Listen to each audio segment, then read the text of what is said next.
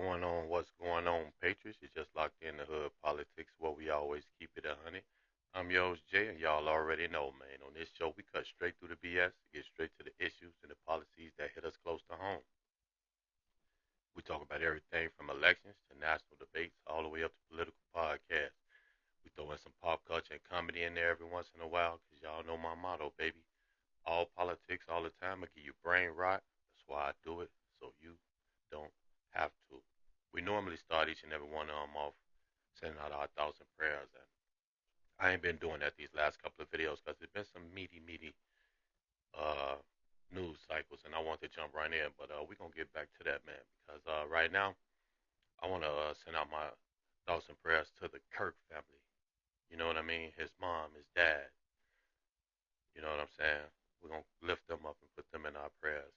And RIP to our general.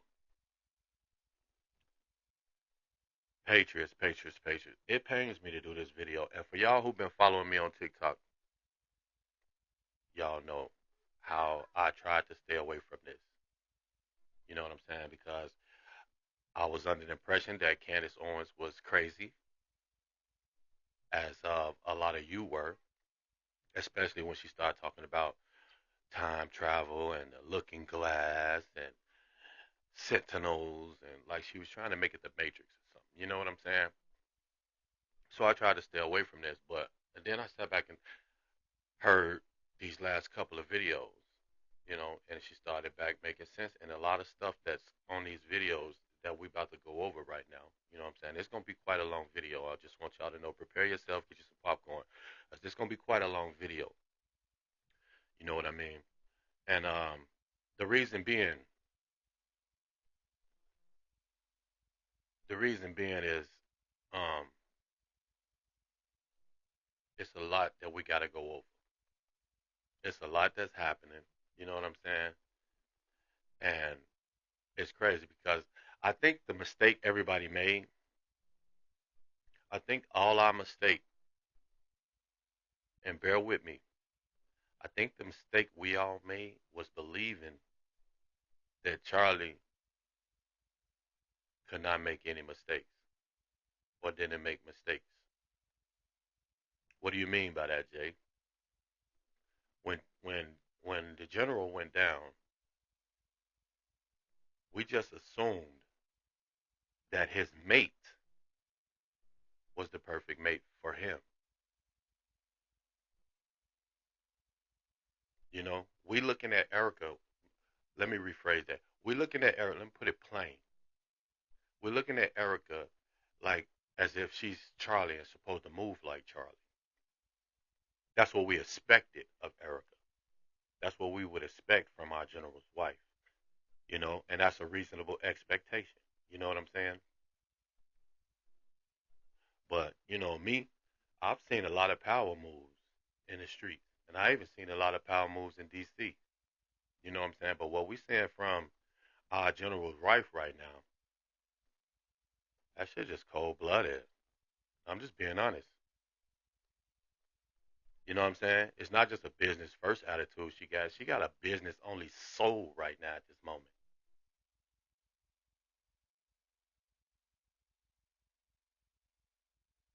We're talking about a woman who took the crown before the body was cold, and instead of leading with her heart, she's leading with a calculator, yo.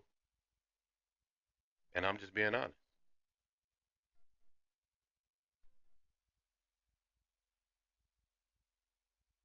I say it looked like we have been mistaken because we thought this was about a movement. But right now it seems that this is a corporate takeover.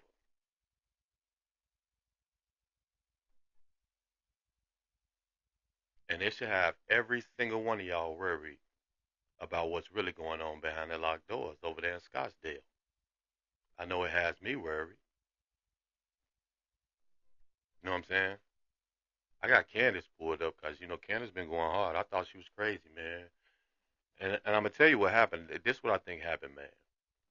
I think she ran out of material, so she started making all them whackball conspiracy theories. You know what I'm saying? And then Turning Point USA messed up because of a few leaked text messages They fired 40 people. And when that happened, Candace got so much more material from out of Turning Point USA. So much leaked messages, Zoom calls, more text messages, the whole nine. You know what I'm saying? Now let's talk about the leaked Zoom call from September 16th. And that was just 6 days after Charlie was taken out.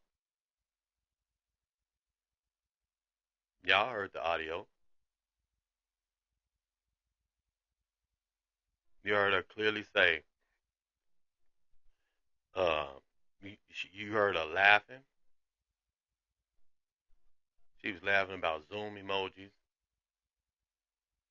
and all type of crap. But my whole thing, what bothered me the most was on that she wasn't talking about much about Charlie's legacy or Charlie or this and that or the holes that are left in the hearts of the youth. She was bragging about making 200K in merch sales at his memorial service. What? What? She called it the event of the century, people. Who talks about their husband's funeral as a successful event?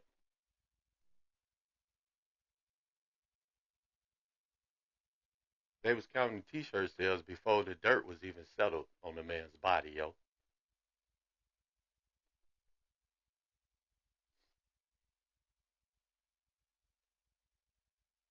You feel me?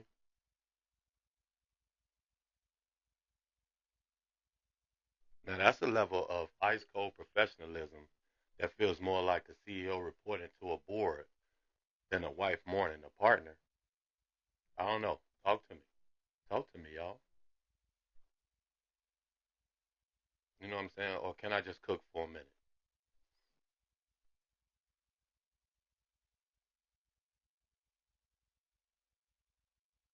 Yo, this pains me to do this video, man. It really do. Candace, she called it uh off-putting, but to me, it's worse than that. It's a signal to me. To me, Erica is telling you exactly who she is, a businesswoman who sees a tragedy as a marketing opportunity. I hope I've been putting my mic to the side. I hope it ain't been. I hope the sound ain't been too messed up for y'all. I'm sorry about that. I'll keep it up close. But yeah, she looking at it as like some type of marketing opportunity. She even thanked the graphic design team, people. Yo, you can't make this up, man. You can't even make this up. And she thanked the graphic design team for their 20 hours days running during the grieving period.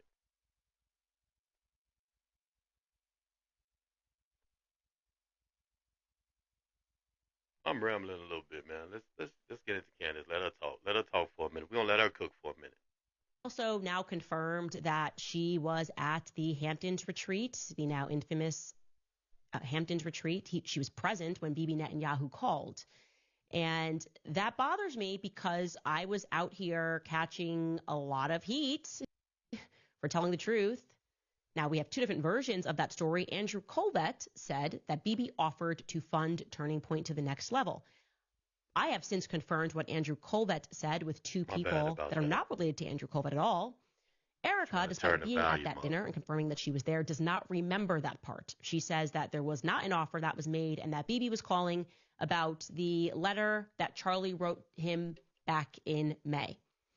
Andrew confirmed to me that Charlie described that summit as like an intervention was being staged over Israel. So I find that to be interesting. Again, with everything that we now know, my assumption was she didn't wade into things, didn't wade into the water, and didn't say anything about the debate that was happening because she was so overwhelmed and kind of catching her breath as the new CEO and chairman. I think now I have a different perspective on that. I'm not sure why she did not come out and say, if she was capable of doing calls and sitting down and doing meetings, come out and say, like, yes, this Hampton summit did happen. Yes, Bibi did call, and try to work through with Andrew why they have different memories of whether or not he called to fund things to the next level.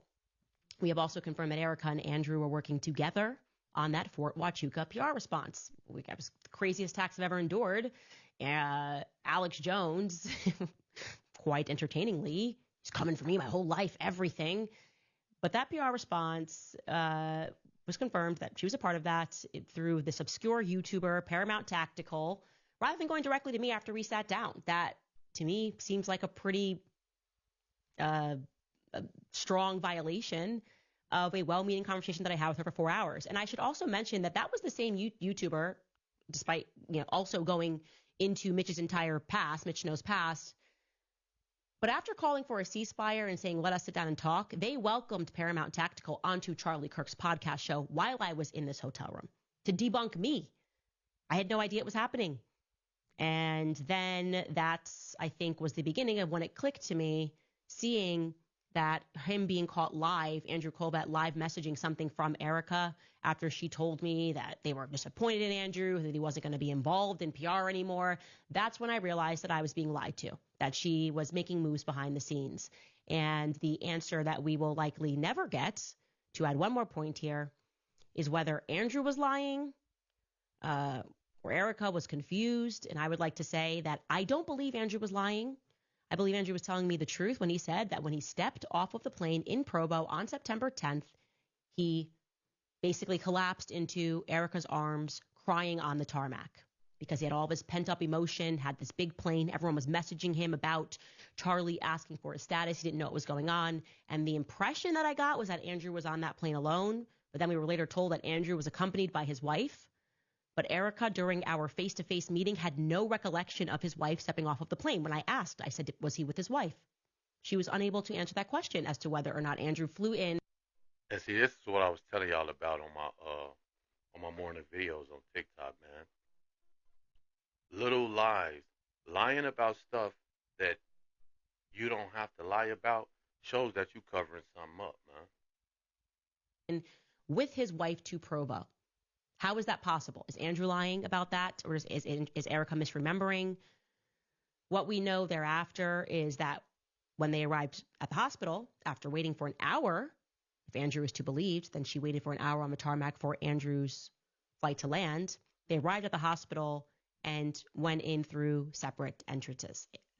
Andrew went through the front, main entrance where there were other TPUSA staff there, people that were there on that day. And Erica went in through a back or side entrance. These are the facts, okay? If they disturb you, then you should know that you are not alone. The world obviously melted down yesterday when we played the corporate-wide call hosted by Erica to Turning Point employees following the memorial events. The overwhelming consensus, the human response to that, is that you feel disturbed when you listen to it, spiritually disturbed by the emotion of it, the happiness. Speaking about merchandise being sold, hats being sold. Again, this is not a sales call. This is the entire team on the phone. This new corporate-wide call that I'm going to share with you today took place even earlier so that you can go back into your time machines. It took place just 5.5 days after Charlie was pronounced dead. 5.5 days later. The date is September 16th. This is when Turning Point USA employees are told that Erica is going to be replacing Charlie as the CEO and chairman. The public is going to be informed a day later on September 17th in a public letter signed off by Doug DeGroot. And see, I was mourning the general. You know what I'm saying? That really hurt. That really hurted me, man, when they took out the general. So I was mourning the general, and it never even dawned on me, like, how and why did they even come to this decision? Now I can see putting her on the board, but putting her at the helm.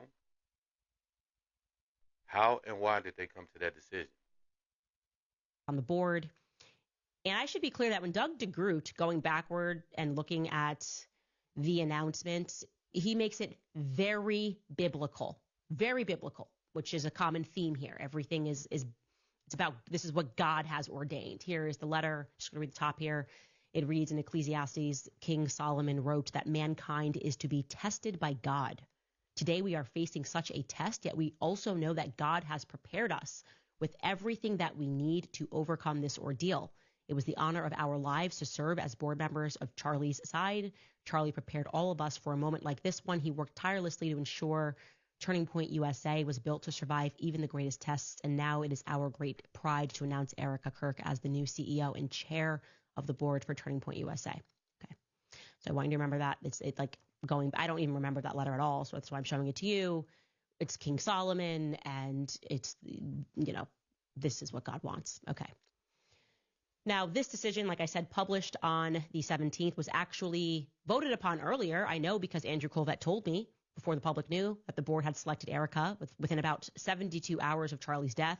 I was crying on the phone with him, already concerned by the obvious attempt from people who hated Charlie previously, now committing themselves publicly to taking over his legacy, filling in his boots, picking up his bloody mic. And Andrew reassured me that the decision had already been made and that it was Erica that was going to take over. And in my aggrieved state, I said, okay, great, amazing. Thank God. I'm so happy to hear that. So I'm so happy See, that none of these people who literally hated him about somebody, are going to try to sit in his chair. Now, in hindsight, practically speaking, this means that within a space of about 72 hours, someone approached Erica and thought that the right thing to ask or say was, hey, I know you're going through a lot right now, but is it okay if we put your name up for the position of CEO, and can we put that to a board vote today? Are you willing and able to take over as the chairman and the CEO in Charlie's stead? To which Erica had to have replied, yes, she had to give her consent for that to go up for a board vote. Okay, that's just a fact that had to take place. How it happened, exactly when it was said, somebody felt that was appropriate to say that. Now, my first 72 hours was a little bit different. On my end, when Mitchell, my PR agent, sent me a very kind message about the infinite press requests that we had been receiving, people seeking a statement for me regarding how I felt about Charlie's public assassination, I wanted to physically assault him.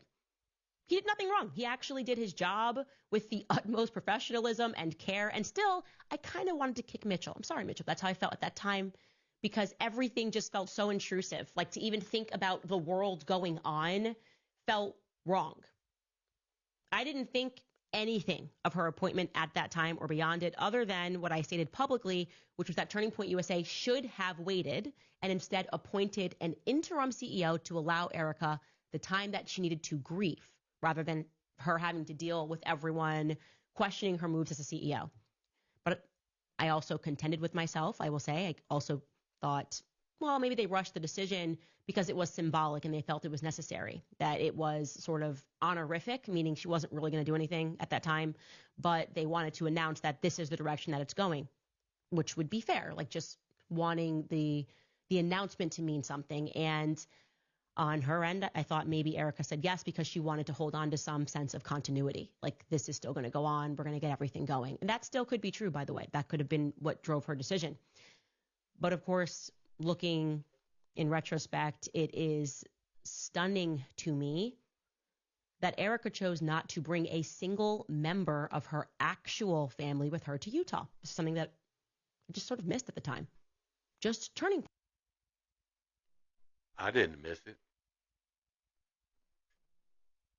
I did not miss it, and I did not understand. You know what I'm saying? I didn't question it at the time because I was on a live, but it was bothering me that this whole memorial service is going on, and this whole time I haven't seen Erica family or Charlie's family. You know what I mean? I had 1,400 people in my TikTok live, and we was all watching the memorial service together. You know what I'm saying? Doing our thing, and yeah, no Kirk family members or no Erica Kirk family members. I thought that was crazy. Point family. Think about that. Charlie Kirk's mother, father, sister, they all raced to Utah to be with him at the hospital, which is to be expected. But Erica, no one in her immediate family joined her in her darkest hour. Not her mom, okay? We were told that she was sick. Dad also lives in Scottsdale. Sister, yes, she does have one. Cousins, friends from high school. After all, she grew up in Arizona, right? That's where she went to school. That's where she went to high school. Instead, she was joined by Stacey Sheridan, who was playing the part of her mother. Stacey, who is the head of fundraising for Turning Point USA. Don't forget, it was Stacey Sheridan who concerned herself with Turning Point raising money, who filmed Charlie in the casket. It is Stacey Sheridan who traveled with Erica. She's the one who was holding Erica, holding her hand as Charlie's casket was coming off of Air Force Two. That was Stacey Sheridan standing next to her recording. Not her mother, not her dad, not Erica's sister. You just would think that somebody that you would call somebody close to you that does not exist in a corporate structure to be by your side. That is my now totally rational perspective looking backward. But it was Stacey Sheridan, who I have told you since day one. I personally warned Charlie about her. That is my personal opinion, that there is no rung into hell that Stacey Sheridan will not descend upon for $1. It's my experience with her.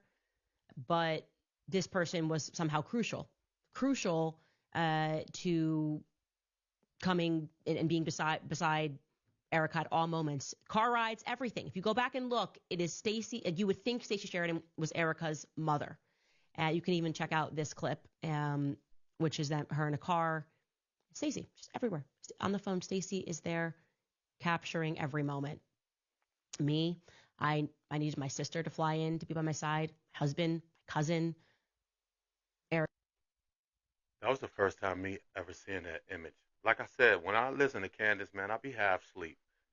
You know what I mean? I'd have been asleep for hours, and when I wake up right before my alarm get ready to go off, I throw Candace in because I know she'll probably take me to my alarm, and 10 minutes in, I'm asleep. So I never watched the videos. I just hear them, and I never saw that image, man. And I ain't gonna even lie, I didn't like that image. Like, why is your window down? Like, why? That's it. That seemed like a what's that? What they call that? A PR move. That seemed. This whole thing seems just so emotionless and heartless from Erica's side. You know what I'm saying? And where I'm from, man, listen, man. I know people who lost they spouse, man, years ago, and they still grieving right now when they think about them. You know what I'm saying? Now, is we in the house with Erica? No. But this front she putting on, man, it's only making her look bad. It's only making her look bad, yo. Because I can pull up thousands, thousands of clips of strangers bawling their eyes out across the world over your husband. And it's just business as usual with you. I don't like that. I don't like that attitude. If that's her way of grieving, I don't like it. And like I told my people, if that's how you grieve about counting the merch and calling my event, my memorial service, the event of the century, I don't need y'all grieving for me, and I don't want you grieving for me. And I mean that. Is that some cold hearted ish? Erica needed the head of gifts and donations. I don't. I find that to be very strange, and I've checked with people at the hospital. No family was there. Now let's get back to September 16th, though, because I like to focus on that date. Because with Stacey in earshot, Erica is going to address the company for the first time. That's not a small task, by the way. Okay, she is, as you will see, at the office. She doesn't have full hair and makeup on, which of course I think I welcome that as a good thing. I don't expect her to be at the office, but I'm happy that she's not in full hair and makeup because this is 5.5 days after her husband was pronounced dead. This is before we've had his funeral, anything. And I'm going to let you decide. And I'm going to tell you that the employees that chose to record this and the employees that are still there and upset with the manner in which people were fired are saying that they feel like it was like a cult. Like they knew something was off. They felt like they were being manipulated, that they were only given Erica as this symbol of you guys need to work harder, right? As though Charlie's wife was being used to convince employees that it is now a mandate handed to them by God to work harder, to sacrifice themselves, to work longer days, because this is their new family. You see what I'm saying? And it's that business first coldness right there that was crushing the people at the bottom. While she was on Zoom calls, giggling and kiki and ha ha ha, you know, the staff was living in some type of horror. You feel me? They just purged 40 kids, purged them right from the set when they were most vulnerable. They was grieving way harder than she was by the looks of it. And for the ones who stayed, they getting they getting grounded into dust with 90 to 96-hour work weeks. And for y'all who is C students like me, man, let's that's 12 to 14 hours a day, 7 days a week in a state of constant loyalty test.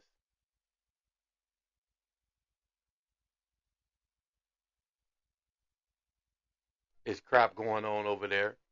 You got Eric on the tape saying, I don't care if it's beef, put it to rest. You know what I'm saying? I don't care if it's beef, put it to rest, put it to rest. To me, it sounds like she's trying to keep the peace, but is she really? If you listen closer, sound like she's telling me. It sounds to me like she's telling me, hey man, shut up and work. And she using the general death as a tool.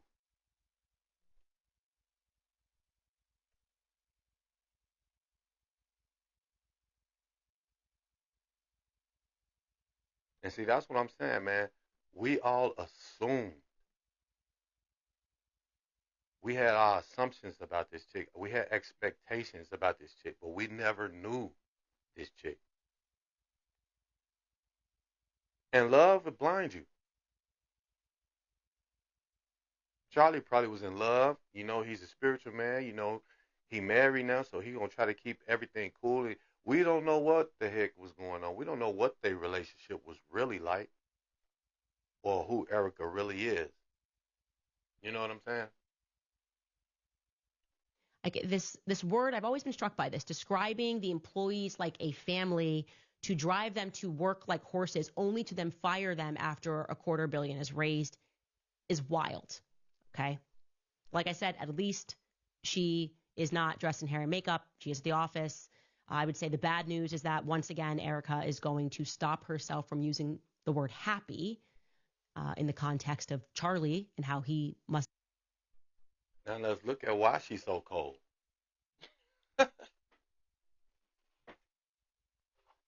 It's because the bag is supreme that they chasing. The bag is massive. Since the assassination of our general, man, since the assassination of our general, Turning Point USA ranked in $250 million. And where's that money going? And what is it doing? Is it going to the mission? Is it going to the students? Nope. Guess where it's going? It's going to a legal team that's sending out cease and desist letters to anyone, including Candace, who dares to ask any questions about the leadership. You feel me?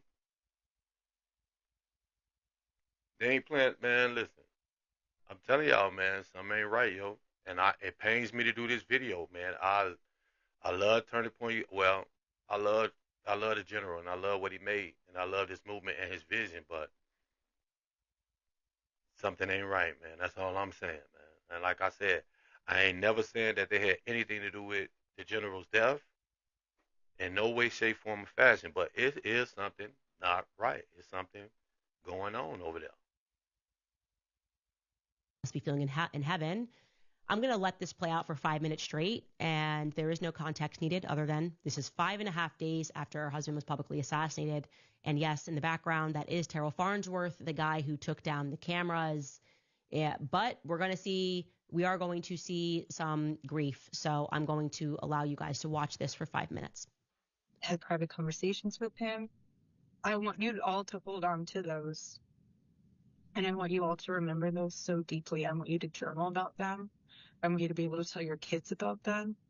I want you to put those in your heart as why you're still here with the Turning Point USA family, because that's what we want.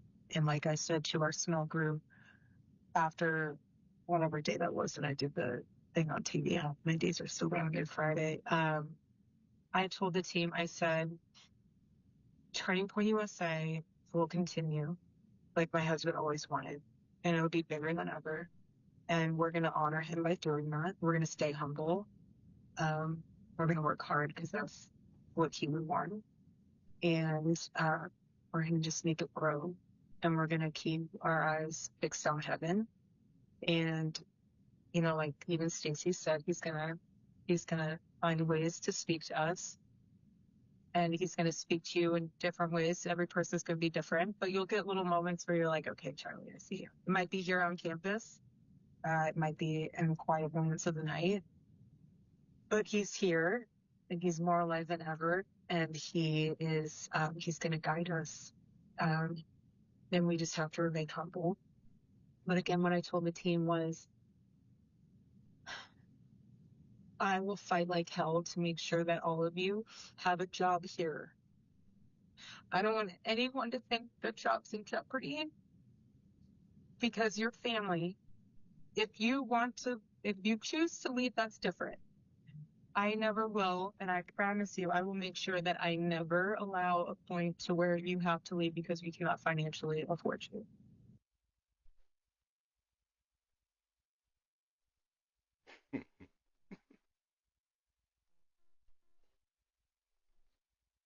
Well, I guess she didn't lie.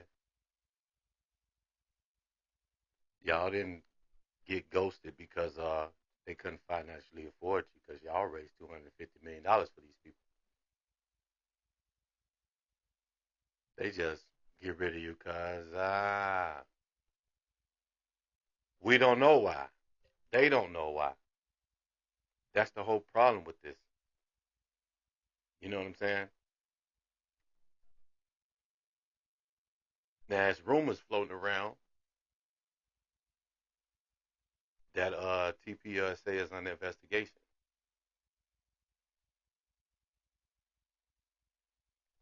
Erica went to the Treasury Department to get a letter to prove that they wasn't under investigation to try to quiet the rumors. You know what I'm saying? But the donors aren't stupid. They see the lack of emotion. They see the Ice Queen pivot, and now they asking for their money back. And can you blame them?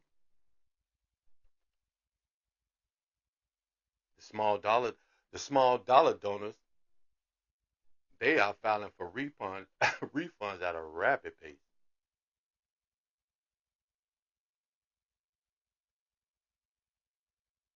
And you wanna know why? Because they realize that the money that they donated isn't fighting for the country anymore. It's protecting the corporation.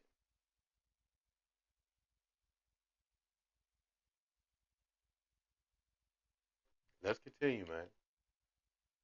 Um, and that is a promise. I want our family to stay together the best it can. Obviously, circumstances, things, there's unforeseen things that might pop up here and there that we can't foresee in the future, but for right now, the way things are, I would like to remain if they are status quo, and I think that's the best thing to do. And everything else we can worry about later. But I just want to let you know that you guys are all very loved. I'm very proud of you, and Charlie would be. I mean, I think Charlie's just. I'm trying not to say that he would be. He's obviously celebrating in heaven, amongst many things, but he's so proud of all of you. And he's so proud of all of you for keeping this mission alive. And he knows that you can do it. That's why you're hired. And he knows that you will be able to carry the torch. And he knows that you're going to do a great job. And you're going to be able to, even though things are going to be tough, honestly, the nights are the hardest. Mornings are pretty raw too. But but just what I've noticed these past several days is if I didn't have the family, the Turning Point USA family with me, all of you, I would be a disaster. I mean, I would be in fetal position 24/7. But the fact that we have a continued mission to look forward to, and we have our family, it's everything. And some of you, this is your chosen family. And just rely and lean on each other. That's huge. Leaning on each other is huge because all of you were together prior to this and will be together after this. And we, everything. Who fired 40 family members for no apparent reason? Don't give them no reason. Don't give them no type of severance or nothing. Just goodbye, see you later. After they picked up they see what people don't understand is these are not just kids from Arizona that got fired. Feel me? These kids that picked up their life and moved from wherever they was to Arizona because they believed in the general's movement and they believed in the general and in his vision. You feel me?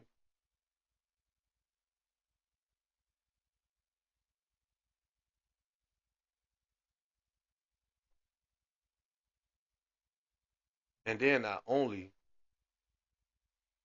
did they just cap them off at the knees like that, they was at some of these people houses in the middle of the night outside, no warning, just your phone ring. Hey, I'm outside. Bring your laptop. Bring everything. Don't try to erase nothing. Yada yada yada. Blah. Skip. Who does that to family members?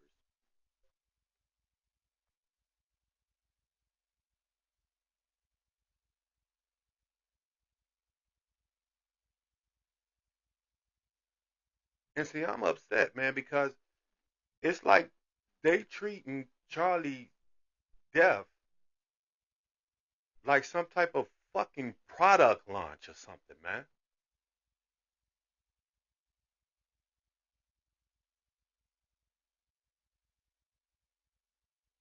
This is what Charlie would have wanted. Charlie would have wanted this. Y'all will see, man. Let me finish, man. Listen, man. This pissed me off. I really didn't want to do this video, y'all. I really didn't because I really had high hopes for Erica and Turning Point USA, man. But after watching where it was and where it is now, man, they might as well go ahead and let that go, man. It's time for TPUSA ain't it. Something is going on over there. That's all I'm saying, man. Something ain't right over there. Thing, and I told Justin as it's going to be something where everything before September 10th, any email you were working on, any project you were working on, is it's not that it's irrelevant now. It's just things have changed, obviously, and the mission has gotten deeper, and the mission will grow deeper. But like I just want all of you to know, we will be wise stewards. We will be vigilant. We will be humble. Um, and I just want you to know that, again, I'm with you. I'm here. I'm not going anywhere. And we're going to make sure that we honor my husband so well that this whole world knows what his vision was and will be. And it's just, I feel so blessed and honored. I would feel blessed too at the head of a $250 million come up. That's all I'm saying. I would humble myself and I would feel blessed too after a $250 million come up, yo. I got another Candace pulled up. But we're gonna see what she got to say at the end of this, and then we're gonna flip on over and see what's going on that other one, cause it just get worse.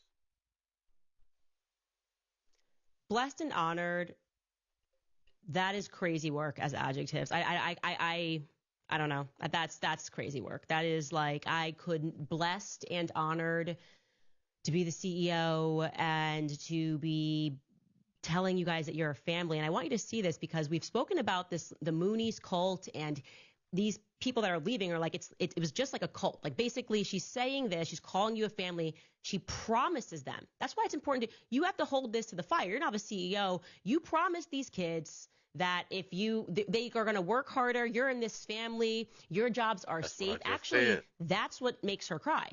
Saying your jobs are, that's when she breaks, right? When she says, it's so important that your jobs are good. Like, I feel emotionally attached to you guys working for me. And then you attach that to what we showed you of a young woman who, like I said, on everything, she never leaked anything. She never spoke to me, nothing, gets fired. And for asking a simple question, like, literally, why am I fired? We've been working like 25 hours, just get out, get out, get out. There's security there. That's it. We're moving in a different direction. That is not okay. Okay, you're not allowed to say everybody grieves differently, so I don't have to answer any questions about that. And guys, we're going to bring in the Fact. beginning too, because I want you to watch the beginning of this so you Fact. can see the full thing, because we don't need to strip anything. Because she starts by laughing, which I find to be interesting. But I do want to let you know that we are having some buffering issues. We still have major blackouts in Nashville, so we're doing our best here. If you have some connectivity issues, just know that that's the reason why. Here's the beginning of that call. Yep, there you go. Oh, look at all the thumbs up. Look how cute that is. Sorry, this is a little bit more informal than probably Charlie would be reacting. How sweet. I didn't know they could do that. I hate Zoom. I never liked Zoom. Sorry, you guys. I just wanted to say, first and foremost, my heart obviously is broken for you guys as much as it is for our family. You guys lost not only a boss, but someone that you looked up to, someone that you believed in his mission. See,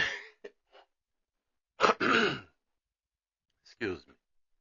And see, this is exactly what I was just saying, man. I listened to the videos half sleep, and I never seen, like, we watching this together for the first time, literally. You know what I mean? We watching this. I'm reacting to this in real time. You know what I'm saying? And if that wasn't the craziest crap I just seen out of a grieving widow, yo, come on. I'm. This is why I did not want to touch on this subject, man. This is why. This is why, man. I did not want to deep dive into this because I was. I didn't. I kind of had a feeling that I wasn't gonna like what I found out, and I'm not. And that's why I didn't really want to get into these. This Candace. I was hoping Candace was crazy, to be honest. That you also that you loved listening to his show. You loved hearing his wisdom on things. I'm sure some of you have also had very personal moments of where you sat down and Yep. So that's the beginning, just so you have that in its full context. Now, like I said, this is something. It's definitely something. It feels to me a bit like the psychological phenomenon known as trauma bonding, right? They had just suffered a very real trauma. That's not a trauma that most people go through in their entire lives. You sign up for a company. Charlie Kirk is the leader of that company. You sign up, majority of these people, to work for this organization because they believe in Charlie Kirk. They believe in what he is doing on college campuses. And then you watch him get live assassinated. And now management is going to try to establish your loyalty using all sorts of tactics, but essentially what they're creating here is an emotional dependence, right? We are a family. We have lived through this. This is a family.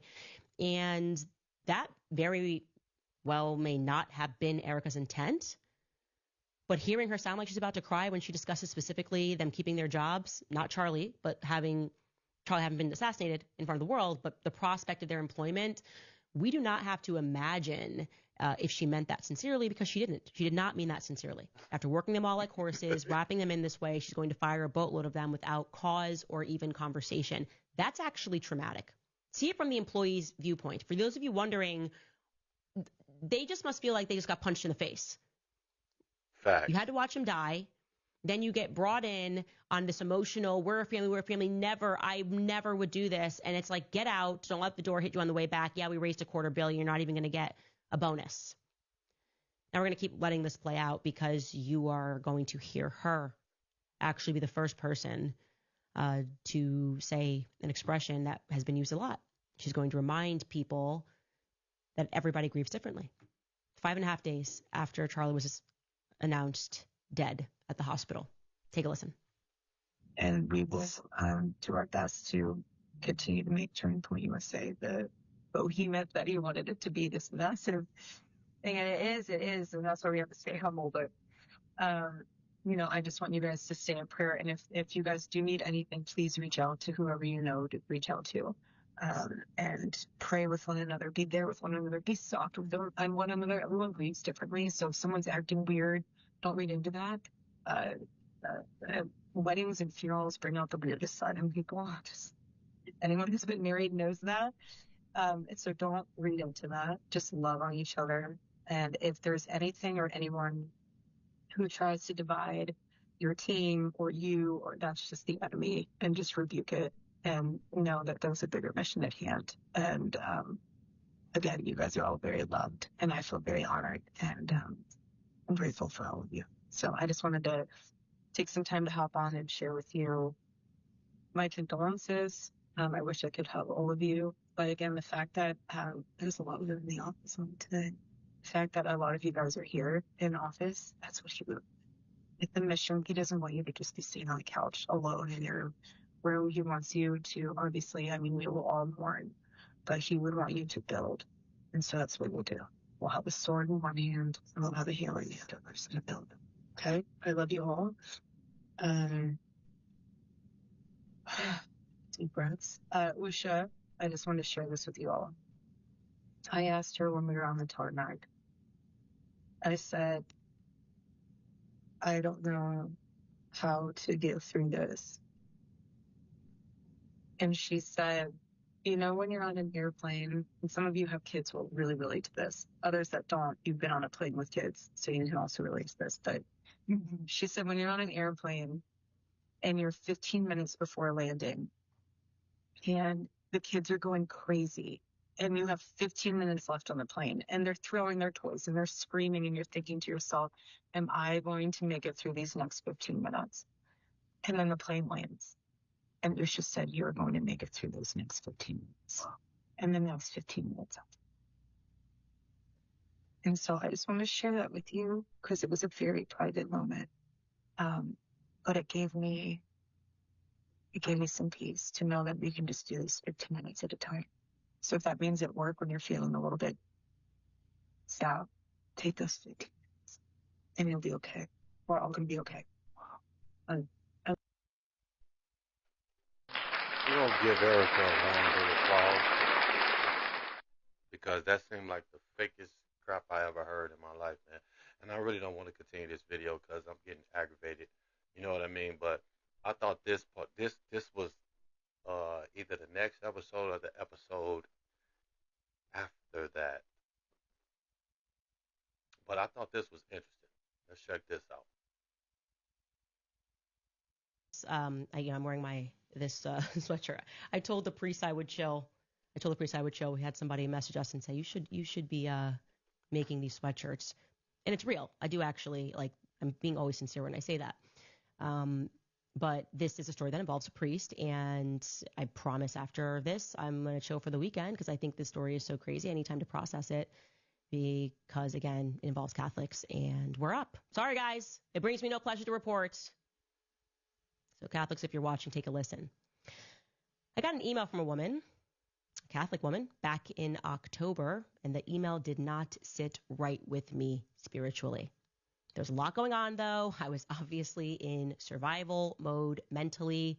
I flagged the email. I filed it away in this inbox that I need to address this later. It's important. And I then decided to revisit it and to respond to the woman and to process what it was that had initially disturbed me. Now I'm going to read you this email, and I am going to protect information of people today. I'm not going to be giving out any names because it doesn't actually change the story any. This person wrote, "Dear Candace, firstly, thank you, and may God bless you and protect you for everything that you do. I pray for you every day, and I thank God for you bringing the light of truth and Christ to this world. I attended the memorial, and I ended up sitting next to Father Blank.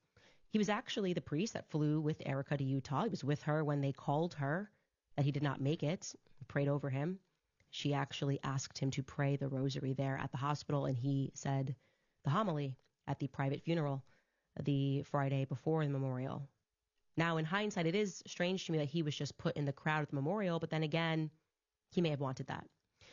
I was at the memorial having zero personal or prior involvement or engagement with Turning Point USA or anyone from there, and I ended up sitting next to Father Blank and then with Erica at Mass the next day. I truly believe it is complete divine intervention. I prayed at the time and each day after exactly this. God, I see and feel you are leading me. I know there is a purpose. I don't know what it is or where you are taking me, but I'm following with complete surrender and faith to your holy will. I'll try to best email this with the relevant details, and I think that it may help. I was watching your podcast as I'm finishing up work, and I had to pause it when you played Alex Clark's interview because it honestly made my stomach hurt how untruthful what they were saying was. And I felt strong conviction to write you. I've never emailed a person I don't know in my life, but I'm following this conviction. I spent a good 8 hours sitting with Father Blank. I'm shy generally and was sitting with empty seats around me in the third row from the stage. So when I saw the priest walking by and looking like he didn't know where he was going, I said, "Hi, Father, I'm also Catholic. If you need a seat, this one's empty." Whether he wanted to or not, he sat down. He seemed like a holy priest, soft-spoken, but so sincere and genuine. He prayed in silence throughout and would smile and say, "Charlie wouldn't believe this," looking around the stadium. It was like he was going through a roller coaster of emotions right there. He shared stories of Charlie attending Mass and him spending a lot of time with Erica and Charlie.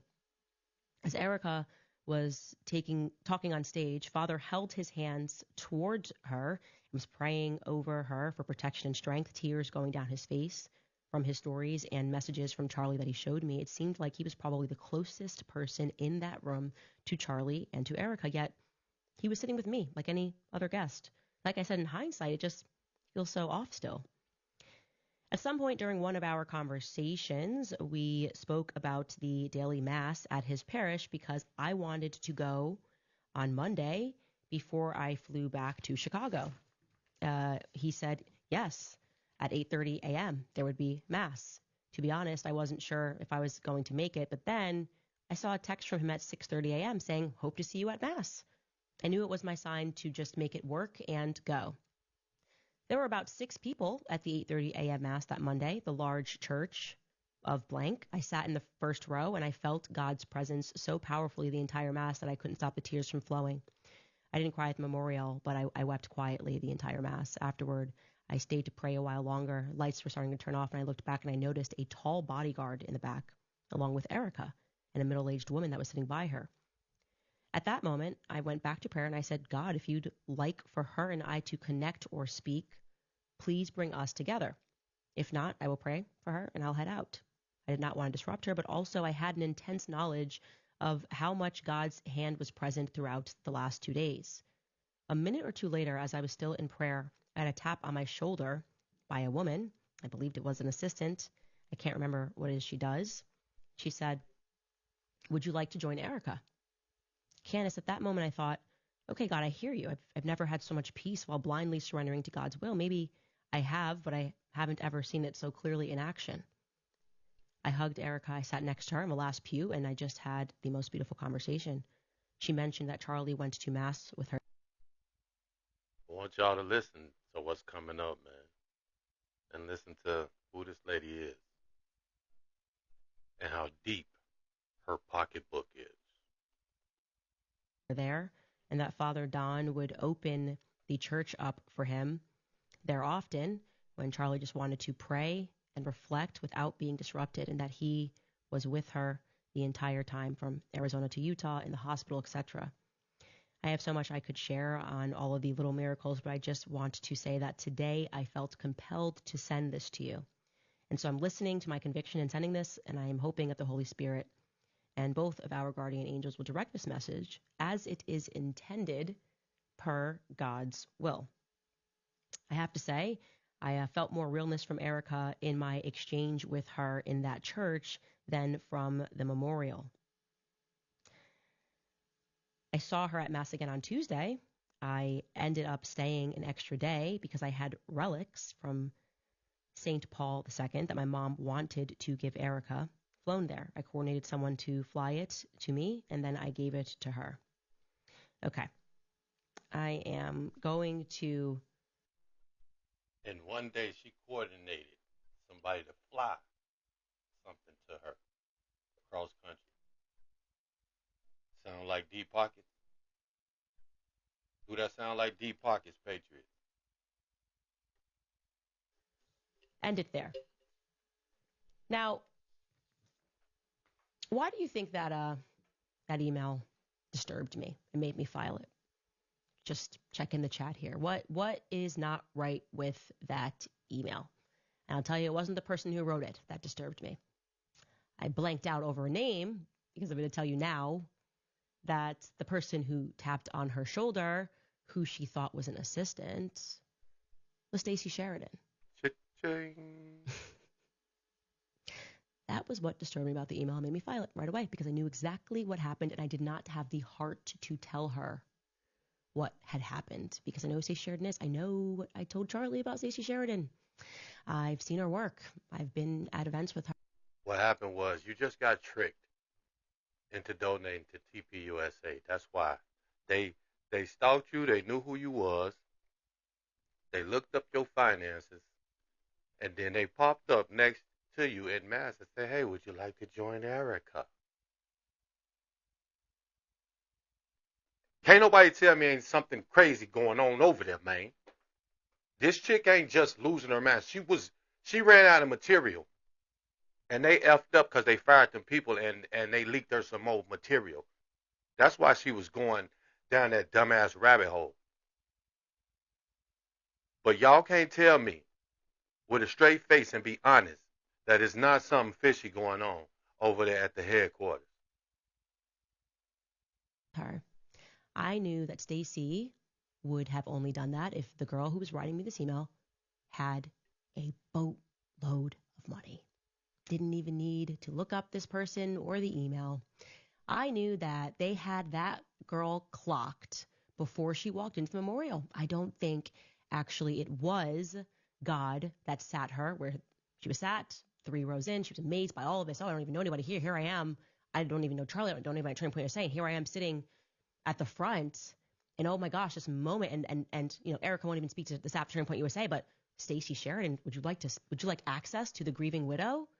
I knew, and I filed it. I knew something was wrong. And then when I went to go revisit all these things I had filed, and I saw this, I went, oh my gosh, this makes me so sick. And this is diabolical. I knew I had to reach out to this person, and I had to say it.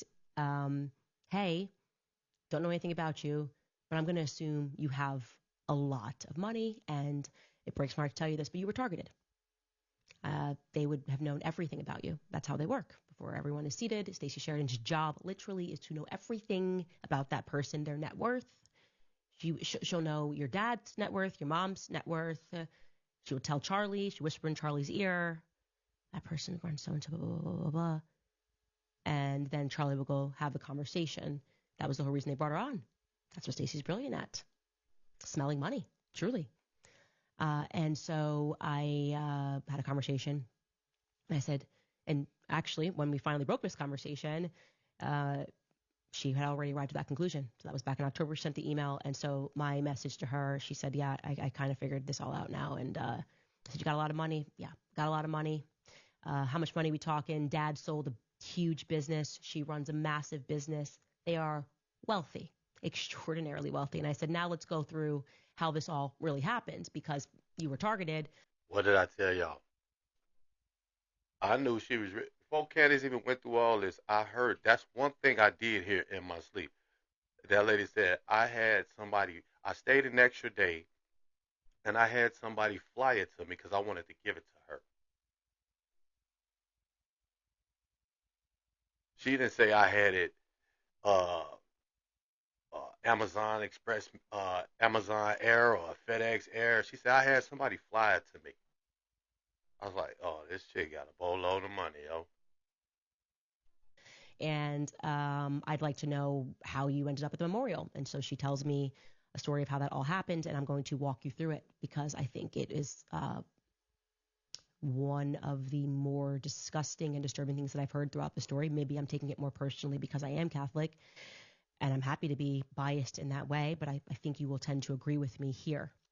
So just so there's no confusion, she was obviously telling the truth. She even supplied evidence in the form of a text message that the priest that she was sitting next to had shared with her. This is Charlie's text message. He's on a group chat with Erica and the priest, and this is the morning of September 9th. Now, Erica has been telling the truth when she says that Charlie would send messages and have biblical verses. I have tons with Charlie. They were typically relevant to whatever we were going through, a verse of encouragement, to keep going, to keep fighting. And here is the message that he chose to share. Again, group chat between him and Erica, September 9th. It is 1 Corinthians, Paul's letter to the Corinthians, 16:9. And it reads, "For a wide door for effective work has opened to me, and there are many adversaries." Just find that message in general to be interesting, because it is him acknowledging that his opportunities have bred him enemies. Who are the adversaries? I find that to be interesting. That message was shared. Anyway, so I said, how did you actually arrive? Because people were waiting in the rain for tickets, and so there had to be a little bit inside baseball here. And then she said, oh, well, actually, I was at a different event, a marketing event, when Charlie was shot, and was networking with some people that were involved. It was a conference event with some people that were orbiting around, like PBD's podcast. That part's not exactly that relevant to the story because they're marketing people. They're kind of doing their job. And that person then hooked her up directly with somebody that they said could help get her into the venue. She was so struck emotionally, stricken by Charlie's. That's called networking. That right there, Patriots, is called networking. You know what I'm saying? Whoever that person was that decided, oh, I can get you up in there, they had cha-ching on their mind. They was networking. They probably wanted, they probably was, I don't know, booking for a slot over there with Stacy Sheridan and her, you know, TPUSA, just like Erica said, that was a behemoth. He grew that. General took that from nothing to something. And so and I'm just being honest, I never realized how big Turning Point USA was and how important Turning Point USA was to what was going on in this country until the general got assassinated. But that was networking. That was somebody who was trying to either get in good over there, somebody who, oh, I scratch my back, you scratch, I scratch your back, you scratch my back. But that was straight up networking, and they took this lady. Assassination, like all of us were, that she just wanted to be a part of the memorial. And then just her luck, somebody said, oh, yeah, I can get you in touch with someone that can get you through the door, and that's going to be great. And so I also just want to show you this because in retrospect, she reads it and she realizes that she was being manipulated, right? This is the message. Perfect. I'm going to introduce you via text to TPUSA's Blank, who traveled everywhere with Charlie, handling many of their big donors. Blank says that Erica has been getting more death threats every day. He's promised Erica that he will run point on raising money to cover the memorial service, which is going to cost approximately $6 million. Apparently, Trump had to get personally involved to secure the Cardinal Stadium, which was planning to host a large and lucrative RV show this weekend. So making up that lost revenue to the stadium is driving the high cost of this event. It's crazy what their team is going through. Right there, already emotional manipulation, right? This idea, you have to rescue Erica. She's not safe. And, oh, by the way, it's going to be so expensive, this thing. She doesn't even see, she just thinks, oh my God, amazing. I can't believe this. And doesn't realize that this is like, we'll get you in, but we're expecting you to kind of write a check. And by the way, I do want to address that lucrative RV show this weekend. I went back on Wayback Machine, saved screenshots. There was no RV show that was on the calendar for this Cardinal Stadium. Has anybody been able to find this? We've been told the story a couple of times now. I'm not going to even lie. I've been looking all morning, and I haven't. Now, I'm not going to say that is 100% false, but she's been looking, and I've been looking, and I haven't found that RV show. That's all I'm saying. I'm going to leave it at that. That the White House got involved and secured the venue, and people started asking questions about how this was possible to turn around so quickly, because there are, tons of policies and booking these sorts of venues. They don't do things last minute. This RV show, if you know something about it, you were supposed to attend and had tickets and got an email and said, hey, never mind, it's off. Please email more tips at CandaceOwens.com. I need to know more about this little RV show. Anyway, this idea that was going to cost them $6 million to make off the revenue. Obviously, we know they made a ton of money. They geofenced everybody's phones. I can't even imagine what just selling the data on that would have been worth. But interesting to know, this is how it gets started, okay? So then she's sitting in the third row, and she's now next to the priest, and I asked, what about the next, let's go more specifically about how you got to church the next morning.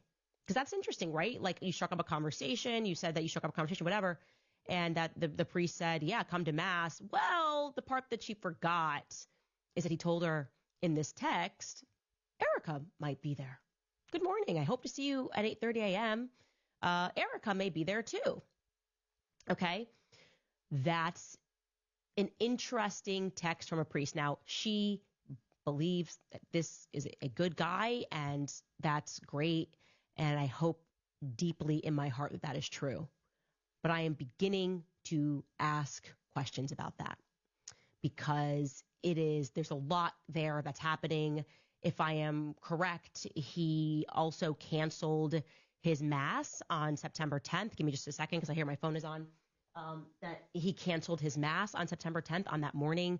I'd like to know more. I genuinely would like to know more.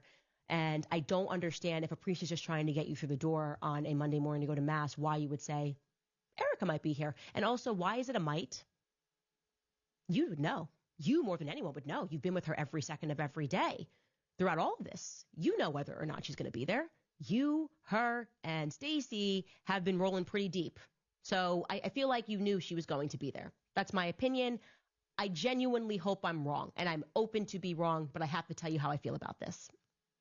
Anyway, she was amazed by this, and she went, and then you know what happens next? She gets a little tap from Stacey Sheridan, who should burst into flames when she walks into a church, if we're being honest. Okay, this woman, but think about that. What moved Stacey Sheridan to tap on this person's shoulder? Erica told her to do that. Erica gave her permission to do that. Why would she randomly go and say, tap, tap, would you like to sit with the grieving widow? That would be the most inappropriate thing ever. Ever. If you're sitting with your friend and your friend is grieving their husband, you would not be like, let me go up to a rando that I don't know and see if they just want to chill with her. You would want her to have privacy. Okay, there's a conversation that took place. Do not play us for dummies. Don't do it. There was a conversation that took place between Erica and Stacey Sheridan, conversations that I have seen before between Charlie and Stacey Sheridan about who that woman is. That woman was targeted in that church. Okay, I don't care. Cut it. Do whatever you want to say. Put it on Instagram. Oh my God, clutch your pearls. I can't believe. Yes, you better believe it. This woman was targeted in a church after mass. It makes me sick. It really does. So anyways, she thinks it's all God. But let me tell you something. Where Stacey Sheridan is, we're going in the other direction. Okay, we're going in the other direction. And then she sits and Erica opens up to her. They're having this beautiful conversation. And she then arranges. She was so amazed by this that she organizes to get a relic from St. Michael, the same actually, same cave that sits behind me. And here's where I actually see God working, that this woman sent me this email and that of 50,000 emails coming in. I saw this email. I saved this email. And she happened to have, this is actually, I'm just thinking about this live. I got this relic. When was I in Wyoming? I got it in Wyoming from the priest in Wyoming. You're going to have to tell me. I feel like it was the first weeks of October. And this is when the woman sent me the email. So that's just something that I'm sorry. I just had like a spiritual vibe about that. That also is the relic that she had and she gave to Erica. So St. Michael's doing a little bit of protection here. And I think that there is a reason that she had to go through this.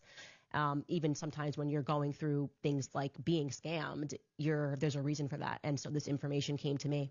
She organizes St. Michael's relic, and she gets this to Erica. The next day at Mass, she doesn't get to speak to Erica because this time another top fundraiser at Turning Point USA met her there and said, hey, Erica wanted me to follow up with you. And she, again, was so amazed by God working that she decided to even message the priest afterward and thank him that she was able to get this relic to Erica. And I just want to read you this because, again, her and I might have different perspectives here, but she says, I will always cherish my time with you both so much. I'm in absolute awe of how God worked through me to what I believe was to give Erica those relics. The experience felt like me directly witnessing God working through each of us. I just wanted to send a quick note to share. Hope to see you soon, Father. God bless. And in response, the Father said, God bless. Thank you for sharing your wonderful words. God's fingerprints are all over what is happening. There is no doubt that your presence to Erica was a God moment for both of you.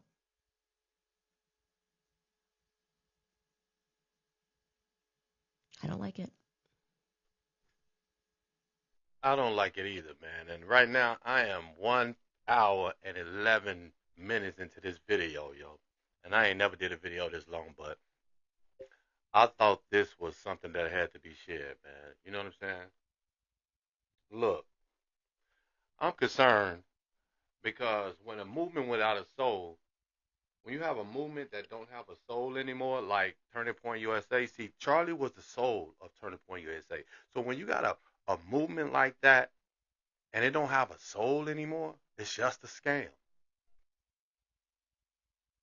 Erica Kirk business attitude, oh, that's strength. That ain't strength. That's fucking vacancy. There's nothing there. That's just my opinion. You know what I'm saying?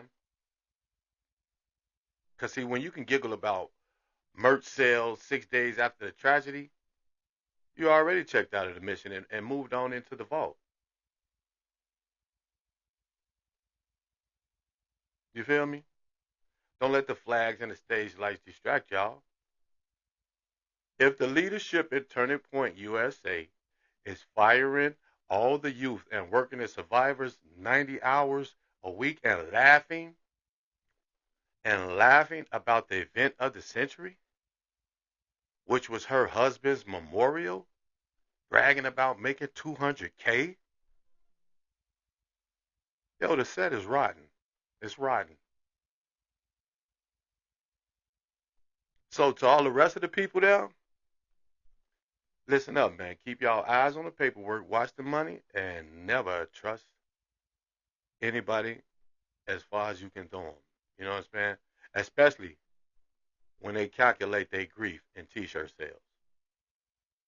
You know what I'm saying? Man, this your boy Jay from Hood Politics, man. We're going to give Candace Owens a round of applause.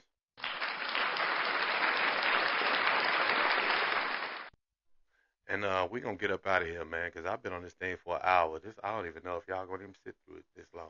But like and subscribe to my YouTube channel. Follow me over there on TikTok, Hood Politics 5.1. It's my 5th, 6th account.